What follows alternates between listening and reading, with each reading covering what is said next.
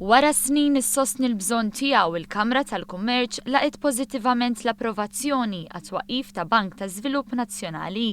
Fil-fatt id-Direttur Ġenerali tal-Kamra tal-Kummerċ, l-Intrapriża u l-Industrija, Kevin Borch, spjega dan il-pass bħala wieħed importanti.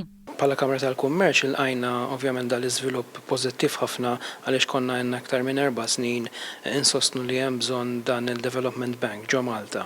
Wieħed irid jara ovvjament in-terms of reference u eżattament kif se jaħdem meta jiġi stabbilit eżattament x'ħaj joffri, però wieħed jista' jassumi mill-ewwel li da se joffri alternattiva tajba għal dawk il-proġetti li llum ma jistgħux jiġu moqdijin mill-banek kummerċjali preżenti. Il-Bank ta' Żvilupp Nazzjonali approvat mill-Kummissjoni Ewropea se jagħmel l-aċċess għal finanzi aktar faċli għal kumpaniji żgħar u ta' daqs medju u għal investiment infrastruttura f'dak li hu meqjus pass fundamentali għall-ekonomija ta' pajjiżna.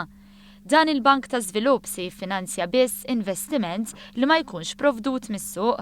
Brabta ma' dan, Borch spjega kif hemm diversi raġunijiet li jwasslu biex proġetti ma jkunux jistgħu jiġu moqdija mill-banek kummerċjali preżenti u għaldaqstant il-bżonn ta' din l-inizjattiva.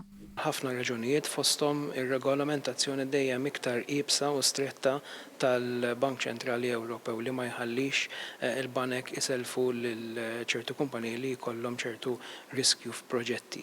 U allura dana forsi jista' u aħna inkoraġġuti li dan jista' jimla dak il-vojt siwi ħafna fil-ekonomija tagħna.